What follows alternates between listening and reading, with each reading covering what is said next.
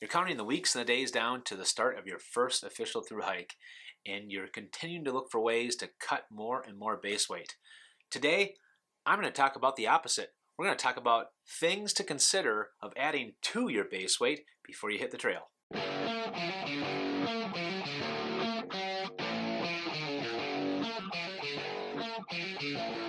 Welcome back, hikers. I'm Bigfoot, and we talk a lot about trying to eliminate base weight. What are different ways, different techniques to be able to do that? How can you balance out the safety and the comfort to get that ideal base weight? Everyone's base weight is going to look a little bit different, but today I want to talk about some things that you might want to consider adding to your base weight.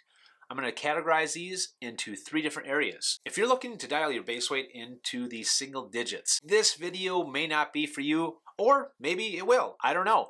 This is not directed towards the super ultralight hikers. Many of these things I'm about to talk about in this video are just things that I've learned through my first 3,000 plus miles. The list of these gear items are my own personal opinions, and I've found that I'm consistently adding these pieces of gear to my base weight the more miles that I'm logging out on the trail. The first category I'm covering is hygiene and self-care. You see a lot of hikers bringing sanitizer out there on the trail as they're formed to stay clean while they're actually on the trail. The issue with this is sanitizer is not going to prevent some viruses like the norovirus. There is nothing that replaces good old-fashioned soap.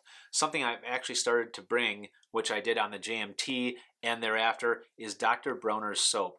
I actually fill up a little vial. Typically I'll fill about halfway up. You don't need a ton, but this stuff is great for a few different reasons. Number one, you're going to be able to wash your hands. Now, how I wash my hands in the backcountry is by using a separate larger Ziploc bag. I'll throw water in here, put a drop or 2 of soap, and then I'll wash my hands in my Ziploc bag.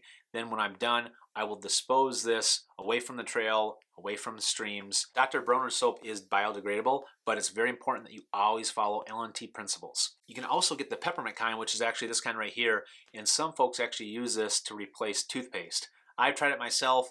I didn't care for the taste, but there are a lot of folks out there, even super ultralight thru hikers, that have switched to Dr. Bronner's soap, specifically the peppermint kind, so not only can they wash their hands, but they can also use it as toothpaste. The next item is something I cannot leave at home without, which is Body Glide.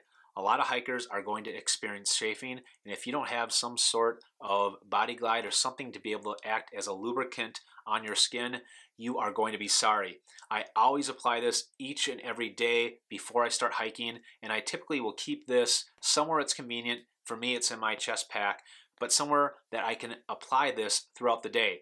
That's the only way that I've been able to fight off the chafing that I get on the trail, especially during very long distance days. The next item that I strongly encourage that you bring is athletic tape. Athletic tape is great stuff to use, not just to help with your muscles, to be able to help the recovery process without having an effect of your range of motion if it's applied correctly, but it also does a fantastic job with using it for hotspot areas or maybe even a problematic area that have a blister. I stopped using moleskin. I don't use duct tape. Athletic tape has replaced all of the necessities that I've ever needed with moleskin. Plus you have the ability to be able to apply it on your body to help with your muscle recovery and your athletic performance. Now with kitty tape, it does come pre-cut just like this. You can actually cut this. You don't have to use the entire strip, but you can cut this into smaller sections and continue to use this. I typically have 2 or 3 strips with me during a 200 or 300 mile section. It usually has no problem lasting me during that time. Also recommend is that you get the synthetic kind, so that's going to be able to hold up longer when your skin does get wet. It's really important though of how you apply this. You can look up the instructions of how to do that online. The last item in this category that I highly recommend bringing is a trowel. It's probably one of the things that you'll see most commonly in hiker boxes, but I honestly feel that folks should be carrying trowels to help support L&T principles. It's a lot more difficult to be able to dig holes to bury your poop if you don't have some sort of shovel like a trowel. One that I do recommend is Vargo's Dig Dig trowel. That one's nice because not only is it a trowel, but it also acts as a tent stake. So it does have multi-purposefulness on that piece of gear. Now let's move into comfort. Comfort is really important for hikers out there on the trail because you are spending a ton of time on the trail. Obviously, the lower that your base weight is, the more comfortable that you're going to be. But there is a balance between comfortability and safety, and a lot just depends on the hiker. One piece of gear that I recently started to bring on my through hikes is a camp pillow. I have found that I get so much better sleep by having a camp pillow, and it only weighs between 2.5 to 3 ounces depending on which one that you use. Now the one that I've been using lately is the Sea to Summit Arrows pillow, but this one is a little more expensive, coming somewhere in that $40 to $45 range, whereas a pillow from Trekology is only going to set you behind by about 15 bucks. It's going to be about the same weight. I think this weighs 2.6, 2.7 ounces. There is a difference in comfortability between the Sea to Summit Arrows pillow and the Trekology, in my opinion, but this is something that would work just as well. Now let's switch gears to clothing. Usually folks bring way too much clothing. When I was out on my AT thru hike, I felt I could have used an extra shirt. What was important to me was being able to wake up every single day and be able to put a nice dry shirt on. It just helped with my morale. And typically I had one shirt to wear while I hiked and another shirt that I wore just in camp. I wanted to have a cleaner shirt when I was sleeping at night because I didn't want to get all the sweat and nastiness all over my quilt. For 2.8 extra ounces, I wish I would have brought an extra lightweight t-shirt.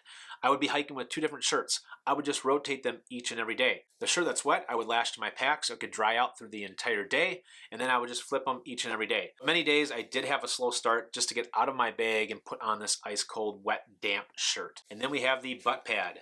This is an awesome piece of gear because there is so much multi-purpose on this thing. I did a video about this, and I'll link it above here if you're curious to see what my thoughts are on a butt pad and all the ways that you can use this thing. But you're going to want something comfortable to be able to sit on instead of just always sitting on a tree branch or a log or the ground.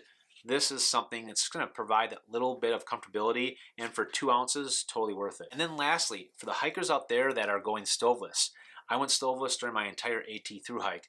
There were days that I wish I could have had some sort of hot food. I didn't really miss it because I didn't get used to having hot food in the beginning. I just was stoveless the entire time. What I'm doing now on all my thru hikes is bringing the little BRS stove. If I don't plan on cooking, it's not really that big of a weight difference because this is only going to set you back 0.88 ounces. Plus it costs less than 20 bucks, so it doesn't cost anything either. So what I would do if I wasn't planning on cooking, I would just keep this in my ditty bag and then I wouldn't carry any fuel. And when the time came where I felt like cooking again, I would just pick up some fuel and I could always use my stove and start cooking again. But for less than an ounce, totally worth it. My last category is about convenience. One piece of gear that changed my life on the trail was getting a chest pack. I wore this in the front of my Z-Packs Arc Blast, and I basically would fill up this chest pack with anything that I needed throughout the day. It would have all of my food in it. It would have my phone, my body glide, anything else that I possibly needed, and my headlamp.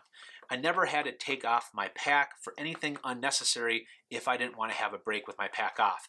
This saved me a ton of time. Lots of different gear manufacturers make different chest packs. This one is from Z-Packs.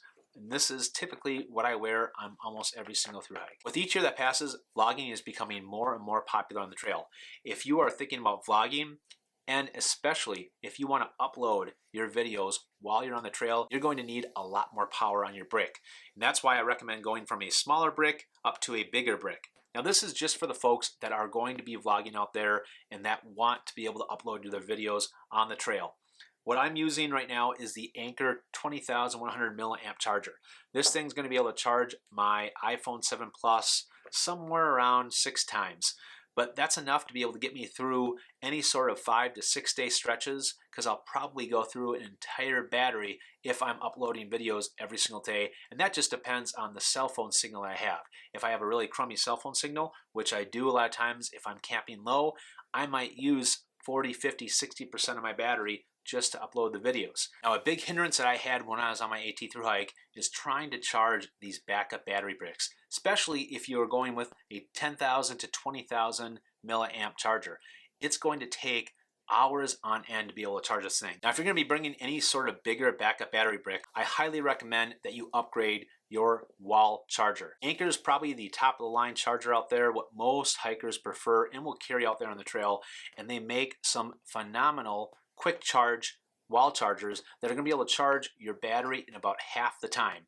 To do something like this, the 20,100 milliamp charger, if I just brought a regular wall charger, it's probably going to take me somewhere between 12 to 16 hours to charge. When I was on the JMT, it was probably taking about 16 hours. And most of the time, you're not going to want to spend that much time in a town waiting for these things to charge. This is something that I'm upgrading as well, is my well charger. And the last thing that's new to my gear list is bringing a little micro USB adapter to be able to transform a micro USB into an iPhone cord. Now, I am not getting rid of my actual iPhone cords, but the problem is I actually have had issues with these cords lasting throughout the course of a thru hike. If you're out there for 1,000 miles or more, or sometimes even 500 miles or more, and all the ways that you manipulate these cords, they break pretty easily. And for me, since I'm vlogging and I'm using my iPhone to be able to vlog, it's very important that I have a consistent and reliable source to be able to charge that. So this is just as a backup option for me that weighs almost nothing, and basically transform my micro USB into an iPhone charger just as a backup solution. Well guys, that wraps up this video. Curious what you think. What kind of things would you add to your base weight that will help with convenience, comfort, or even maybe some hygiene and self-care things? If you got some new ideas or you found this video to be of any help, give me a thumbs up, stay tuned for more sightings, and remember to always follow Bigfoot. I'll see you next time.